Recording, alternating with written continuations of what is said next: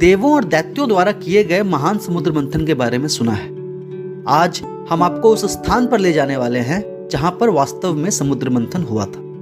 उस स्थान का नाम है बौंसी, जो बिहार के भागलपुर कमिश्नरी के अंदर बांका जिले के अंतर्गत पड़ता है।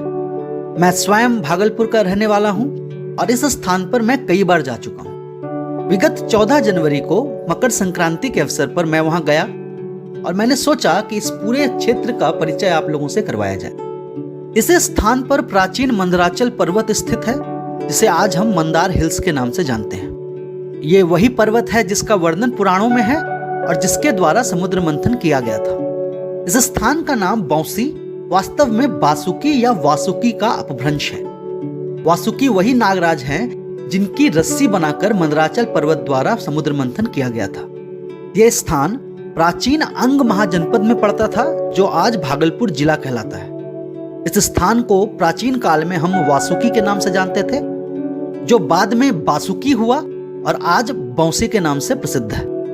हर वर्ष मकर संक्रांति के दिन यहाँ बहुत बड़ा मेला लगता है, जो पूरे बिहार में प्रसिद्ध है। यह स्थान भागलपुर से करीब 50 किलोमीटर दूर है और शहर में प्रवेश करने से पहले ही आपको यह पर्वत दिखने लग जाता है, जो तकरीबन 1000 फुट ऊंचा है। बस स्टैंड से आपको ग्रामीणों की भीड़ मंदार पर्वत की ओर जाती हुई दिख जाएगी, जो वहां से तकरीबन 3 किलोमीटर दूर है। मंदार पहाड़ की चोटी पर एक मंदिर बना हुआ है और आपको यह जानकर आश्चर्य होगा कि यह मंदिर जैनों और हिंदुओं दोनों के लिए पवित्र है। जैन जहां इसे अपने दिगंबर का स्थान मानते हैं, वहीं हिंदू इसे भगवान विष्णु का मंदिर मानते हैं। इस पूरी यात्रा में आपको एक भी हिंदू ऐसा नहीं मिलेगा जो इस पर्वत की चोटी पर जाकर भगवान दिगंबर के चरणों में अपना सर ना नवाता हो। साथ ही साथ आपको एक जैन भी ऐसा नहीं मिलेगा जो यहाँ उपस्थित सैकड़ों मंदिरों में अपना माथा ना टेकता हो। दो धर्मों का एक दूसरे के प्रति इतनी आस्था और इतना सम्मान आपको और कहीं देखने को नहीं मिलेगा। मित्रों, यह पर्वत अपने आप में एक आश्चर्य है और यहाँ एक से एक ऐसी चीजें हैं जो आश्चर्यजनक है। मैं उन सभी चीजों को इस वीडियो में समाहित तो नहीं कर सकता, फिर भी जहां जहां मैं गया वहां के बारे में आपको जरूर बताऊंगा। जब आप पर्वत की तराई पर पहुंचते हैं तो वहां आपको एक बहुत बड़ा सरोवर दिखाई पड़ता है। इस सरोवर का नाम पापहरनी है और ऐसी मान्यता है कि यहाँ पर जो भी स्नान करता है उसके सारे पापों का नाश हो जाता है। थोड़ा आगे जाने पर हमें जैन साधुओं का एक समूह दिखा, जो अपनी ही भाषा में अपने प्रभु का कीर्तन कर रहा था।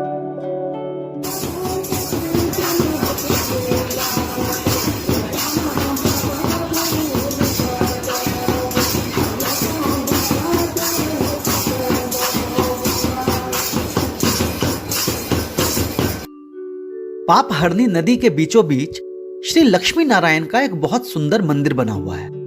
इसके दोनों ओर आपको छोटी बड़ी दुकानें सजी हुई दिख जाएगी। चढ़ाई प्रारंभ करने से पहले ही भैरव बली नाम का एक छोटा सा मंदिर है, जहां पर भक्त अपना शीश जरूर नवाते हैं। इसके बाद पर्वत की वास्तविक चढ़ाई आरंभ होती है।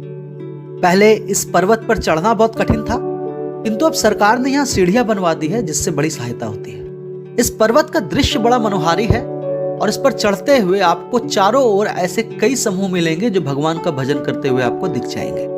कुछ दूर ऊपर जाने पर आपको एक कुंड दिखाई देता है, जिसका नाम सीता कुंड है। ऐसी मान्यता है कि यहाँ पर देवी सीता ने स्नान किया था। उसके थोड़ा आगे चलने पर आपको एक छोटा सा कुंड मिलता है, जिसका नाम शंख कुंड है। यह कुंड बड़ा रहस्यमय है और ऐसा माना जाता है कि इस कुंड के अंदर एक शंख है और उसी शंख से यह जल निकलता रहता है। पर्वत की आधी चढ़ाई चढ़ने के बाद बाईं ओर आपको महादेव का एक मंदिर दिखता है। उसी मंदिर के पास एक साधु का निवास है और ऐसी मान्यता है कि ये साधु पिछले 40 वर्षों से इस जगह पर रह रहे हैं। वैसे तो इस पर्वत पर आपको और भी कई साधु मिल जाएंगे, किंतु इनकी बड़ी प्रसिद्धि है और लोग दूर दूर से इनका आशीर्वाद लेने यहाँ पहुंचते हैं। मार्ग में आपको ऐसे असंख्य छोटे बड़े मंदिर मिलेंगे जहां पर लोग रुकते हैं और पूजा करते हैं और फिर अपने आगे की यात्रा आरंभ करते हैं। इस पर्वत पर आपको कई जगह गौ माता के भी दर्शन होंगे, जिनके दूध पर साधु अपना निर्वाह करते हैं।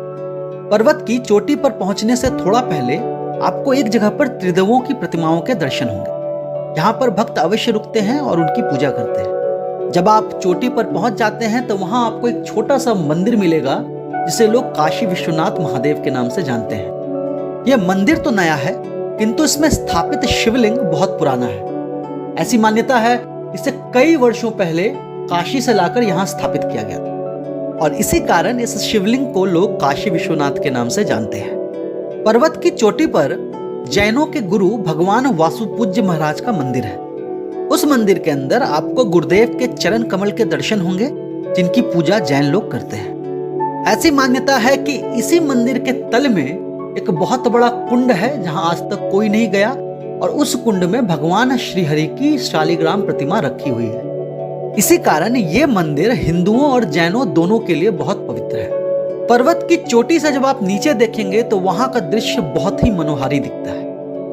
मंदिर से नीचे उतरते हुए आपको भगवान नरसिंह की एक बहुत ही सुंदर प्रतिमा दिखती है और उसी के ऊपर आपको पत्थर में उकेरे हुए एक शिवलिंग के भी दर्शन होते हैं। उसी शिवलिंग के पास आपको रुद्रावतार महावीर हनुमान की मूर्ति के भी दर्शन होते हैं। थोड़ा नीचे उतरने पर आपको महावीर हनुमान का एक मंदिर मिलता है जो बहुत पुराना है। वहां पर आपको एक योगिनी माता बैठी हुई दिखती हैं, ये भी बहुत दिनों से इस पर्वत पर हैं। उसके निकट ही आपको एक पुराना कुआं दिखता है और लोग बहुत दूर दूर से इसका पानी पीने को आते हैं। मैंने भी इसका पानी पिया और यकीन मानिए ऐसा शीतल जल आपको बहुत कम जगह मिलेगा। इस पर्वत के सबसे बड़े आकर्षणों में से एक यहाँ पर स्थापित मधु दैत्य के सर की मूर्ति है। ऐसा माना जाता है कि जब श्री हरि ने मधु और कैटभ नामक दैत्यों का वध किया तो मधु का सर यहीं पर आकर गिरा।